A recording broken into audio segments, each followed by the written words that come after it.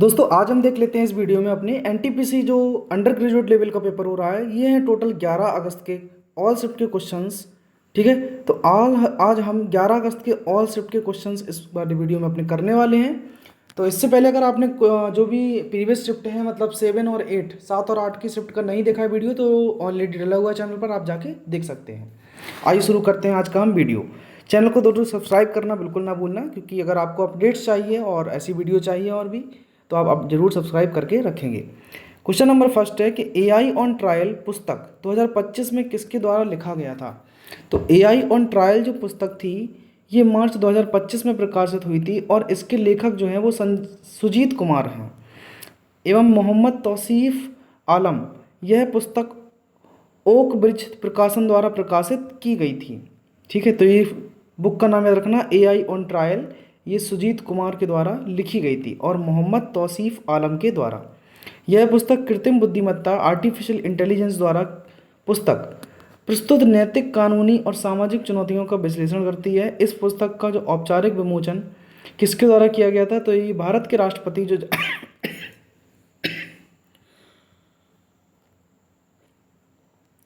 भारत के राष्ट्रपति जगदीप धनखड़ के द्वारा किया गया था, उपराष्ट्रपति। अगला क्वेश्चन है 2025 में 7वां खेलो इंडिया यूथ गेम्स कहाँ पर आयोजित किया गया था। 2025 का 7वां खेलो इंडिया यूथ गेम्स बिहार राज्य में आयोजित किया गया था। यह आयोजन 4 मई से लेकर 15 मई 2025 तक चला और इसके मैच 5 प्रमुख शहरों में किए गए, पटना, राजगीर, गया, भागलपुर और बेगूसराय में हुए। ठीक है, कुछ विशेष प्रतियोगिताएं जैसे कि जिम्नास्टिक, शूटिंग, साइकिलिंग नई दिल्ली में आयोजित की गई थीं। शुभंकर की बात करते हैं, इसका मास्कॉट क्या था, तो मास्कॉट था आपका गज सिम्बा, किसका, खेलो इंडिया यूथ गेम्स का, जो कि कहाँ हुआ था, पटना में। हाथी की ताकत और शेर के साहस का प्रतीक है ये मास्कॉट गज सिम्बा। ठीक है, अगर बात करते हैं कि फर्स्ट नंबर पे कौन रहा है, तो महाराष्ट्र रहा है 58, जिसको इसमें गोल्ड मिले हैं, 47 सिल्वर और 53 ब्रॉन्ज, टोटल इसको मिले 158 मेडल। तो याद रखेंगे पहले नंबर पे महाराष्ट्र, दूसरे पे हरियाणा और तीसरे पे राजस्थान राज्य देखने को मिल रहे हैं यहाँ पर। अगला क्वेश्चन पूछा गया है एग्जाम में कि भारत के संविधान के किस भाग में केंद्र और राज्यों के बीच वित्तीय संबंधों का वर्णन है।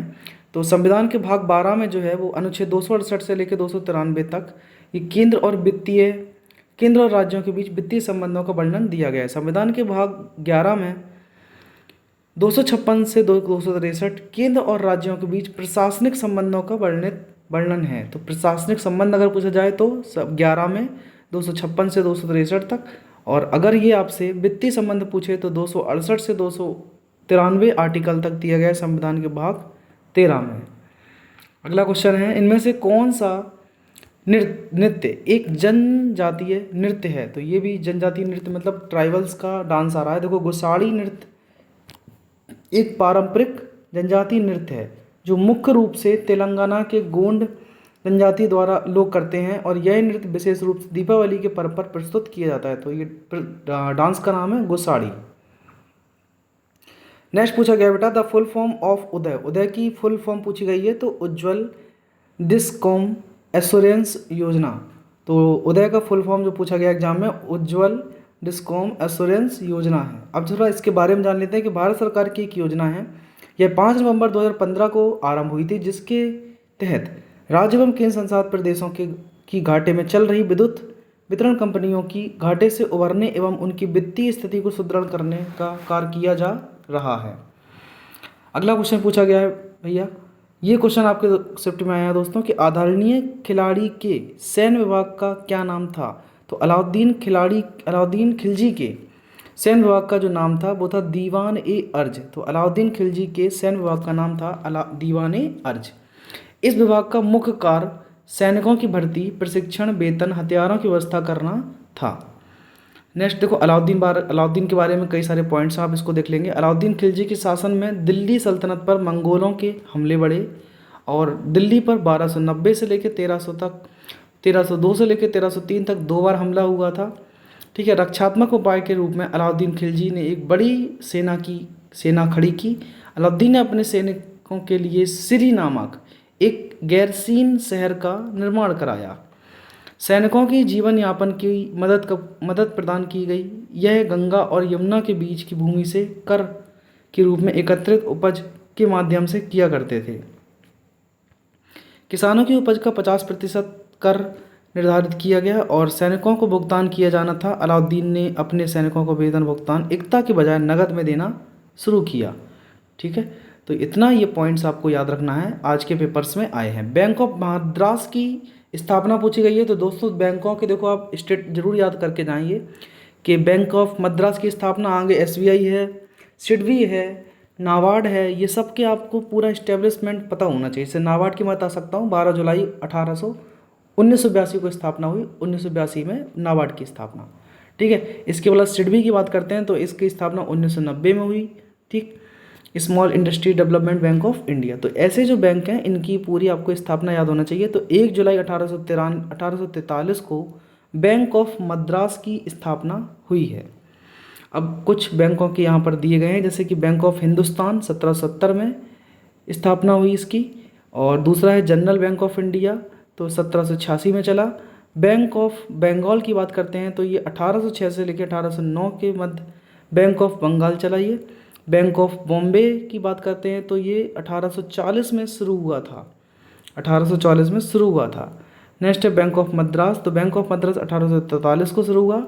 इलाहाबाद बैंक 2020 में शुरू हुआ, 1865 को स्थापित हुआ था, लेकिन 2020 में इसको इंडियन बैंक में विलय कर दिया गया। ठीक है, 1865 में ये बना था। नेक्स्ट है PNB पंजाब नेशनल बैंक। तो 12 अप्रैल से लेकर 1895 में इसको शामिल स्थापित हुआ। बैंक ऑफ इंडिया 7 सितंबर 1906 को और सेंट्रल बैंक ऑफ इंडिया 21 सितंबर 1911 को स्थापित हुआ। इंपीरियल बैंक ऑफ इंडिया आपका 27 जनवरी 1921 को। स्टेट बैंक ऑफ इंडिया 1 जुलाई 1955 को, याद रखेंगे, वेरी इंपॉर्टेंट है। IDBI 1 जुलाई 1964 को, HDSF 1994 और ICICI 1994 में। एक्सिस बैंक सिर्फ 1 साल पहले आया 1993 में। तो इतने बैंकों के आपको ये जो है याद होना चाहिए। नेक्स्ट क्वेश्चन पूछा गया है, लाई हरोबा त्यौहार की नृत्यांगना को क्या कहते हैं। तो लाई हरोबा जो त्यौहार है ये इसकी नृत्यांगना को मैवी कहते हैं। क्या कहते हैं? मैवी। अब जरा जानते हैं लाई हरोबा जो है वो कहाँ का डांस है। तो मणिपुर का पारंपरिक धार्मिक एवं सांस्कृतिक उत्सव है। यह उत्सव मैतेई समुदाय के देवी देवताओं की पूजा और लोक कथाओं की को नृत्य, संगीत एवं अनुष्ठानों के माध्यम से प्रस्तुत करता है। अगला क्वेश्चन है कि भारत को बजट पर सवाल पूछने का अधिकार किस विधानसभा चुनाव में दिया गया था। तो भारतीय थे। तो भारत सरकार अधिनियम 1892 का था जो, जिसने कि भारतीय परिषद अधिनियम 1892 भी कहा जाता है। ब्रिटिश भारत में विधान परिषदों के आकार को बढ़ाया और संसद के बजट पर प्रश्न पूछने का अधिकार दिया गया है।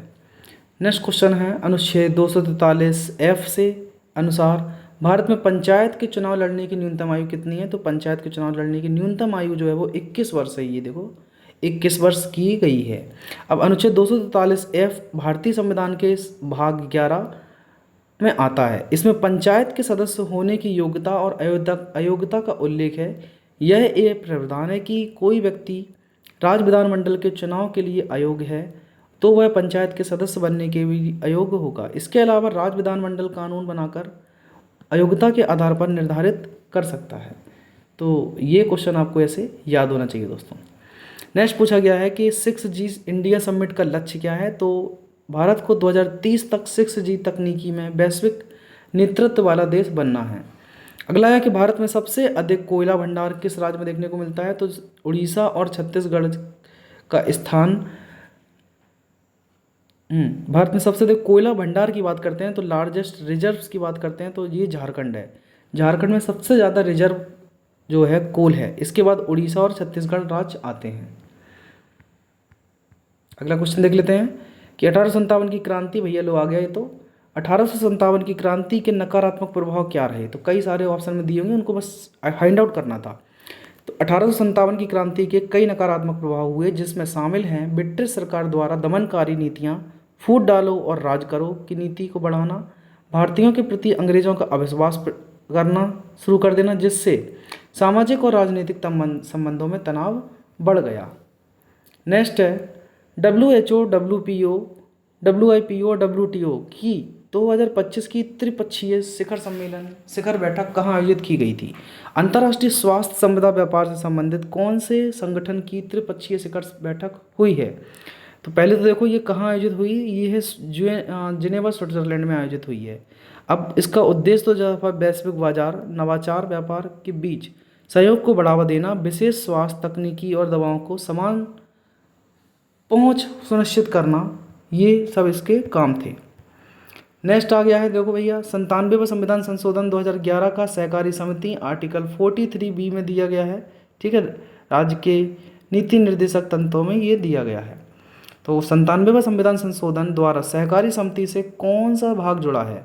तो 97वें संविधान संशोधन का अधिनियम 2011 का है। इसका उद्देश्य सहकारी समितियों को संवैधानिक दर्जा देकर उनकी स्वायत्तता, लोकतांत्रिक कार्यप्रणाली और पेशेवर प्रबंधन की सुनिश्चित करना था।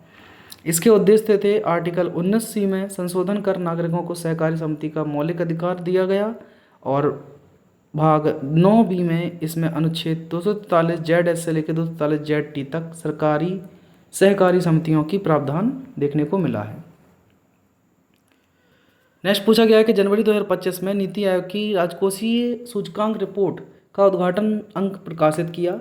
रिपोर्ट के अनुसार वित्तीय वर्ष 2023 के लिए प्रदान किए गए नवीनतम आंकड़ों के अनुसार रैंकिंग वाला राज्य कौन सा रहा? तो उड़ीसा। ये कौन सा राज्य रहा है? उड़ीसा राज्य है।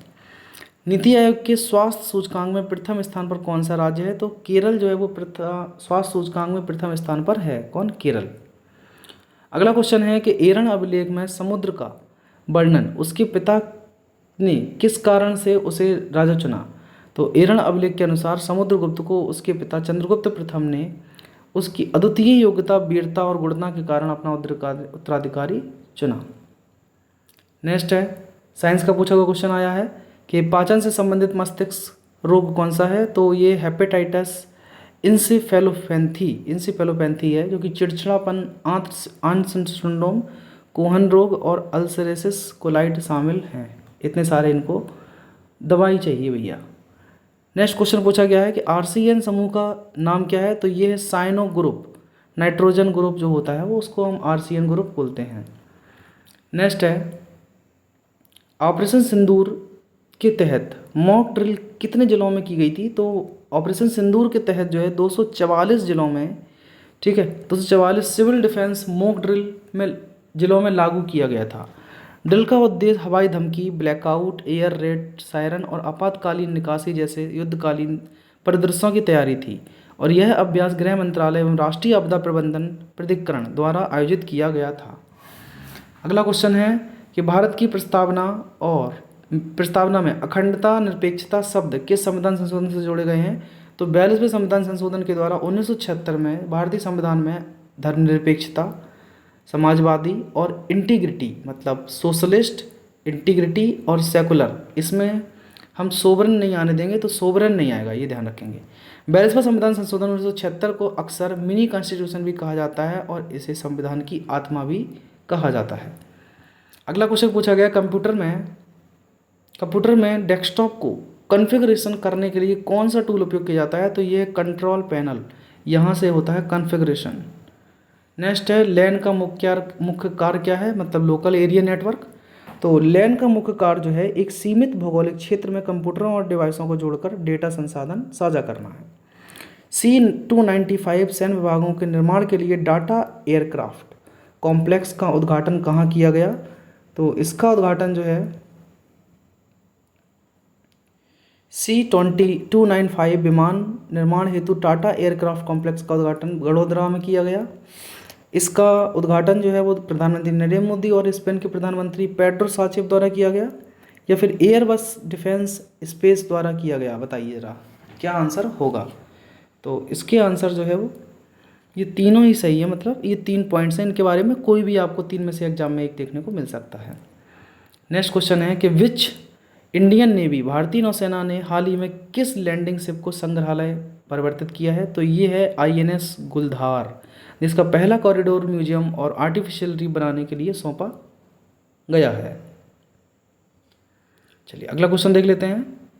नेक्स्ट है, उत्तर पश्चिम भारत में शुष्क वायुदाब का मुख्य कारण क्या है? तो ये है थार मरुस्थल। भारत के किन राज्यों की सीमा नेपाल से लगती है? तो भारत के जो 5 राज्य हैं, उत्तराखंड, उत्तर प्रदेश, पश्चिम बंगाल, बिहार, सिक्किम और नेपाल के साथ भारतीय सीमा साझा करते हैं। ठीक है, चलिए आगे बढ़ते हैं। और नेक्स्ट क्वेश्चन ये दिया गया है कि नरम दल ने किस प्रकार स्वतंत्रता की मांग की? तो नरम दल ने स्वतंत्रता की मांग संवैधानिक और शांतिपूर्ण तरीके से की।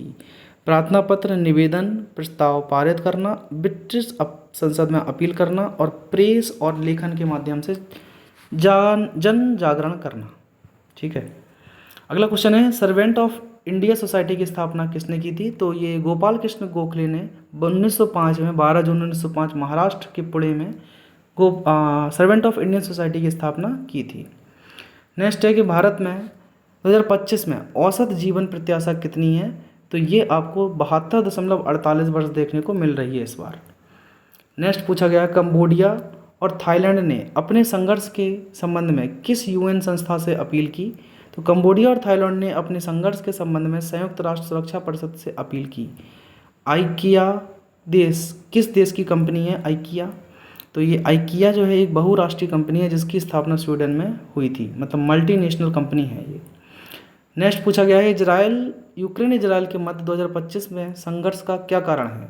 तो फरवरी 2025 में इजराइल ने रूस और संयुक्त राज्य अमेरिका के साथ मिलकर यूक्रेन की क्षेत्रीय अखंडता की पुष्टि करने वाले संयुक्त राष्ट्र महासभा के प्रस्ताव के खिलाफ मतदान किया। INS तपस्या क्या है? तो INS तपस्या जो है भारतीय नौसेना का एक स्वदेशी रूप से डिजाइन और निर्मित फ्रिगेट युद्धपोत है। इसे गोवा शिपयार्ड लिमिटेड द्वारा बनाया गया और इस प्रोजेक्ट में इतना रुपये 11,135.6 का दूसरा जहाज है। अंडमान और निकोबार द्वीप समूह के बारे में पूछा गया है। ठीक है, तो ये क्वेश्चन टोटल 200 आज के शिफ्ट के हैं, शिफ्ट नंबर 1 के। अब हम लेते हैं शिफ्ट 2 के क्वेश्चन। तो ये है दोस्तों शिफ्ट 2 के क्वेश्चन। शिफ्ट 2 में जहाँ पर पहला क्वेश्चन आया है नगर पालिका का गठन संविधान के किस अनुच्छेद में है?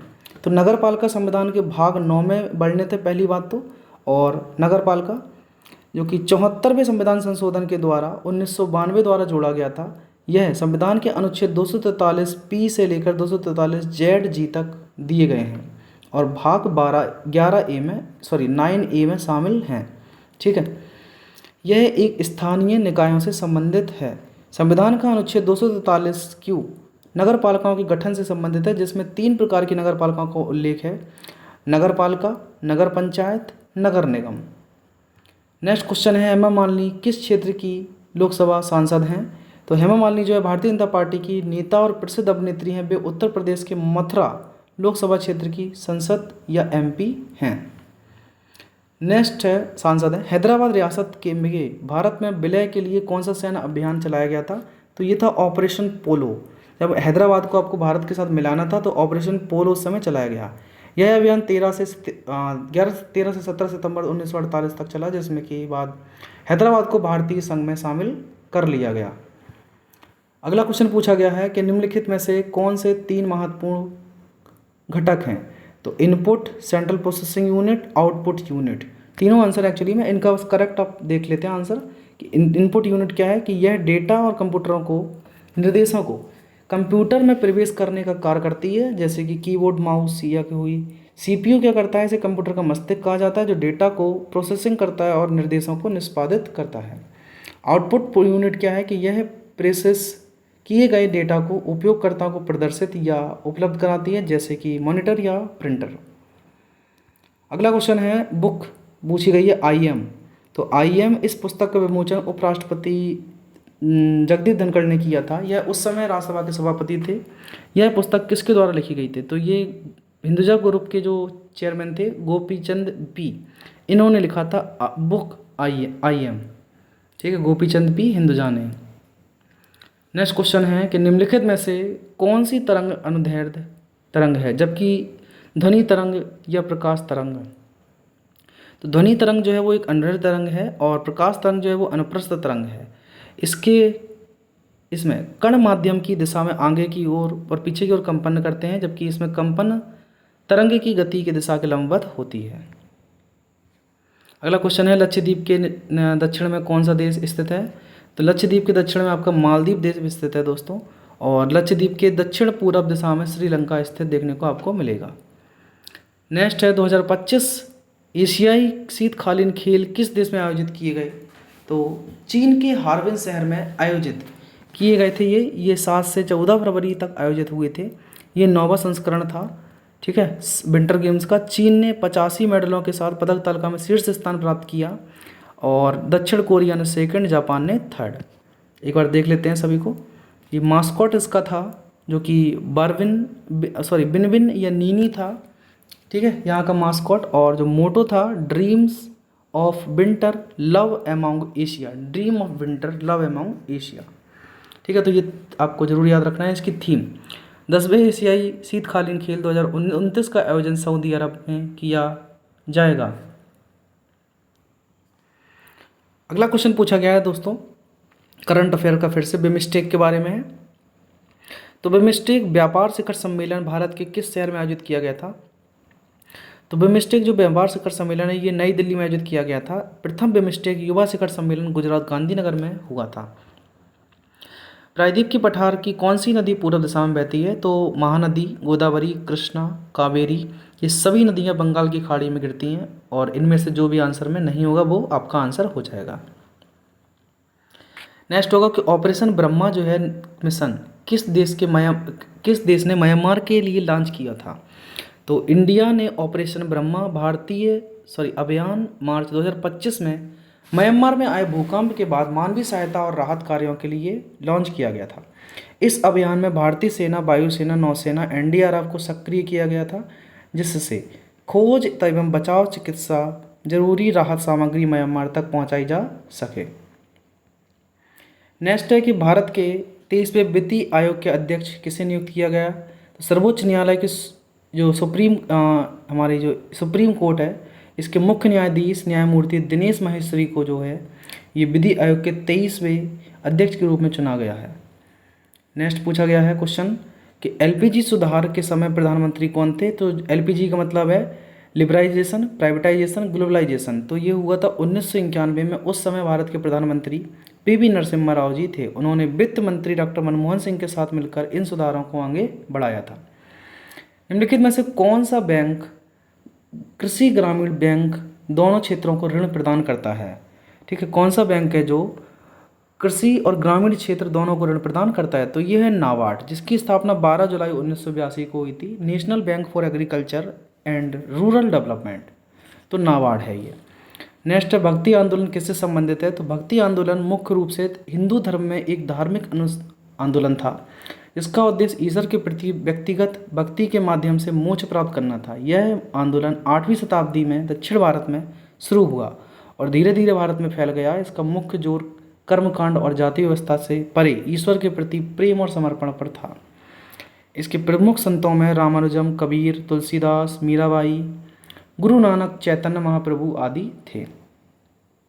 नेक्स्ट देखो 5 ईयर प्लान से आने लगे क्वेश्चंस के दूसरी पंचवर्षीय योजना 1956 से 61 तक का मुख्य उद्देश्य क्या था? तो हैवी इंडस्ट्रियलाइजेशन, ये याद रखेंगे, ठीक है। तो उद्योगों का विकास और औद्योगिकरण, ये पीसी महालनोबिस मॉडल पर आधारित थी आपकी दूसरी पंचवर्षीय योजना। आगे है 2011 की जनगणना के अनुसार भारत का दूसरा सबसे अधिक जनसंख्या घनत्व वाला राज्य कौन सा था? तो ये सबसे अधिक जनसंख्या घनत्व वाला राज्य बिहार, सेकंड नंबर पश्चिम बंगाल और केरल तीसरे नंबर पर देखने को मिला, जबकि सबसे कम में अरुणाचल प्रदेश है। सबसे कम यहाँ पर जनसंख्या देखने को मिलेगी। नेक्स्ट 2025 में कितने वीरता पुरस्कार दिए गए हैं? तो टोटल जो है वो 39 वीरता पुरस्कार राष्ट्रपति मुर्मू जी के द्वारा दिए गए हैं, ठीक है, द्रौपदी मुर्मू, जिसमें कि कीर्ति चक्र 6, शौर्य चक्र 33 थे। इसमें कि 2 जीवंत और 4 मरणोपरांत को मिले हैं, 26 जीवंत और 7 मरणोपरांत को मिले हैं शौर्य चक्र। अगला है शक वंश के शासक कौन थे? तो माउस जो थे, मौसिस, जिन्हें मोगा भी कहा जाता है, ये शक वंश के शासक थे। नेक्स्ट द्रव्य अनुपाती क्रिया के नियम का प्रतिपादन किसने दिया? तो ये गुलबर्ड और बोगे ने दिया। अधिकतर कहाँ स्थापित किए जाते हैं? कौन? सीमेंट इंडस्ट्री अधिकतर कहाँ स्थापित होते हैं? तो सीमेंट इंडस्ट्री जो है वो अधिकतर उन स्थानों पर स्थानांतरित होता है जहाँ चूना पत्थर की प्रचुर मात्रा उपलब्ध हो, क्योंकि यह सीमेंट निर्माण का प्रमुख कच्चा माल है। भारत में चूना पत्थर के प्रमुख भंडार मध्य प्रदेश, राजस्थान, आंध्र प्रदेश, गुजरात, तमिलनाडु और छत्तीसगढ़ में पाए जाते हैं। नेक्स्ट पूछा गया है कि प्रार्थना समाज की स्थापना किस स्थान पर हुई। तो प्रार्थना समाज की स्थापना 1867 में बम्बई महाराष्ट्र में हुई। आत्मारंग पांडुरंग इसके संस्थापक हैं। ठीक है, 1867 में, याद रखेंगे। अगला क्वेश्चन है कि कौन सा संवैधानिक संशोधन भारत के राष्ट्रपति को मंत्रिपरिषद की सलाह के अनुसार कार्य करने हेतु बनता है। तो ये 42वां संविधान संशोधन 1976 ने भारत के राष्ट्रपति को मंत्रिपरिषद की सलाह के अनुसार कार्य करने के लिए बाध्य किया। इस संशोधन ने 74वें स्पष्ट रूप से कहा है कि राष्ट्रपति एक ऐसी सलाह के अनुसार कार्य करेंगे। ठीक है, तो ये इतना पॉइंट्स आपको याद रखना है। नेक्स्ट पूछा गया है कि INS शिवालिक किस युद्धपोत अभ्यास को पूरा करने के बाद भारतीय नौसेना में शामिल हुआ था। तो ये शिवालिक जो था वो जापान भारत अपनी जो अभ्यास थी, ये रिम ऑफ द पैसिफिक अभ्यास को पूरा करने के बाद भारतीय नौसेना में शामिल हुआ। नेक्स्ट है who gives audio output speakers and microphone. तो ऑडियो आउटपुट स्पीकर देता है, माइक्रोफोन इनपुट डिवाइस है जो कि ध्वनि तरंगों को विद्युत संकेतों में बदलता है और कंप्यूटर में रिकॉर्ड या प्रोसेस किए जाते हैं। नेक्स्ट पूछा गया लोकसभा के बारे में कि लोकसभा में कितने वर्ष पुराने औपनिवेशिक नौवहन कानून या आधुनिकीकरण करने वाला बिल ऑफ लैंडिंग बिल 2025 पारित किया गया है।